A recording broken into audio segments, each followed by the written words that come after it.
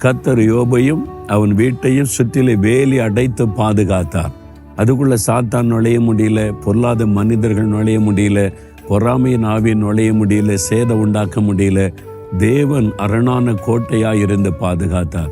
அப்ப ஆண்டவர் இது மாதிரி அந்த கல்லு எல்லாம் வச்சு கோட்டை கட்டிடுவாரா? இல்லை, அது ராஜாக்கள் இப்படி கல்லெல்லாம் வச்சு கோட்டை கட்டியிருக்காங்க. ஆண்டவர் நம்மளை பாதுகாக்கிறதற்கு அவர் ஒரு வேலி வைப்பார். அது கண்ணுக்கு தெரியாது, ஆனால் சாத்தானுக்கு தெரியும், உள்ள வர முடியாது. கொள்ளை நோக்கி தெரியும், உள்ள வர முடியாது. பொறாமையின் ஆவிக்கு தெரியும், உள்ள வர முடியாது. அது கர்த்தருடைய வேலி.